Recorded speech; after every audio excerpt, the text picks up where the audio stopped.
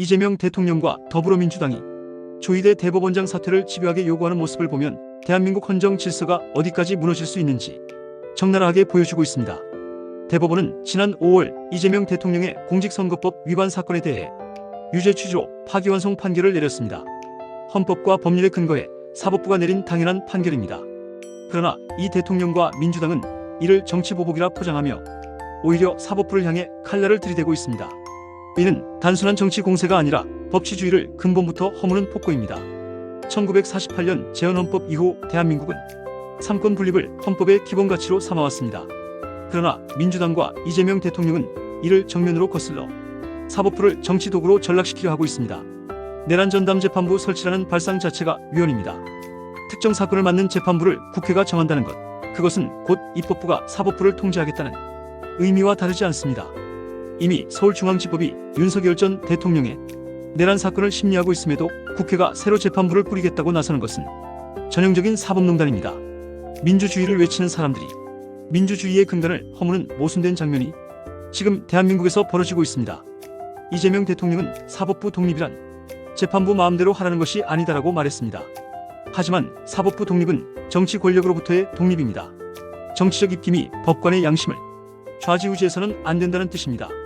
그런데 대통령 자신이 유죄 취지 판결을 받자 곧장 대법원장을 향해 사퇴 요구가 빗발치는 현실, 그리고 대통령실이 이에 원칙적으로 공감한다는 메시지를 낸 상황은 참담할 따름입니다. 대통령이 자신을 수사한 검찰을 공격하더니 이제는 자신에게 불리한 판결을 내린 법원마저 흔드는 꼴입니다. 사법부의 독립은 민주주의의 최후의 보루입니다. 만약 권력자가 마음에 들지 않는 판결을 내렸다고 대법원장을 쫓아낼 수 있다면 앞으로 어느 판사가 소신껏 판결할 수 있겠습니까? 그 순간부터 사법부는 정권의 신여로 전락하고 대한민국은 법치국가가 아니라 권력국가로 전락합니다. 더 큰 문제는 이재명 대통령의 자격 자체입니다. 재판 지연이 없었다면 애초에 그는 대선에 출마할 수조차 없는 인물이었습니다. 다수의 중대 범죄 혐의로 재판을 받고 있던 피고인이었기 때문입니다. 그러나 정치적 계산에 따른 지연과 꼼수로 시간을 끌며 결국 계엄령이라는 초유의 사건이 터지면서 국민의 불안 심리를 틈타 대통령 자리에 올랐습니다. 어쩌면 대한민국 민주주의 역사상 가장 기형적이고 비극적인 과정이라 할 수 있습니다. 이제 대통령이 된 그는 자신을 구속할 수 있는 사법적 장치들을 하나씩 무력화시키고 있습니다. 검찰 수사를 정치 보복으로 몰아붙이고 재판은 지연작전으로 흐지부지 만들었으며 이제는 대법원장을 탄핵 운운하며 내쫓으려 합니다. 이는 명백히 사법방해입니다. 대통령이 직접 자신의 재판을 막기 위해 헌법기관의 수장을 흔드는 나라가 정상국가일 수 있습니까? 더불어민주당의 태도는 더욱 심각합니다. 정청래 대표는 대법원장이 그리도 대단하냐, 대통령 위에 있냐, 국민의 탄핵 대상 아니냐라는 망언을 서슴지 않았습니다.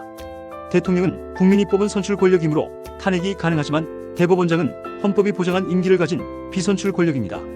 대통령이 사법부에 불만이 있다고 해서 대법원장을 끌어내릴 수 있다면 삼권 분립은 종이 조각에 불과합니다. 사법부 내부에서 대법원장 사퇴 요구는 반헌법적 사고라는 반발이 터져나온 이유가 여기에 있습니다. 판사들은 정권의 압력에 굴복하지 않겠다고 다짐하고 있습니다. 그러나 정치권의 거대 여당과 대통령실까지 나서 압박을 가한다면 대한민국 사법부의 독립은 심각한 위기를 맞게 될 것입니다. 이재명 대통령은 지금 대한민국을 위험한 길로 몰아가고 있습니다. 입법부 다수 의석을 등에 업고 입법 폭주를 거듭하며 법원에 불리한 판결이 나오면 대법원장을 사퇴시키려 하고 있습니다. 사법부가 마음에 안 든다고 흔드는 정권, 이런 정권을 독재라 부르지 않으면 무엇이라 부르겠습니까? 우리는 묻지 않을 수 없습니다. 대통령은 헌법 위에 있습니까? 민주주의 위에 있습니까? 법치 위에 있습니까? 그렇지 않습니다. 대통령은 헌법에 의해 선출되고 헌법에 의해 권한을 행사하며 헌법에 의해 임기를 마칩니다. 대통령은 결코 헌법 위에 있지 않습니다. 오히려 헌법을 수호할 의무를 진 사람입니다. 그런데 지금 대한민국의 대통령은 헌법을 지키는 것이 아니라 헌법을 파괴하는 주체가 되어버렸습니다. 이제 국민이 분명히 알아야 합니다. 이재명 대통령의 사법 리스크는 단순히 한 정치인의 개인적 문제에 그치지 않습니다. 그것은 대한민국 법치주의의 존망이 달린 문제입니다. 조희대 대법원장을 지켜내지 못하면 내일은 또 다른 법관이 정치적 이유로 쫓겨날 수 있습니다. 그리고 그 피해는 결국 국민 모두에게 돌아올 것입니다.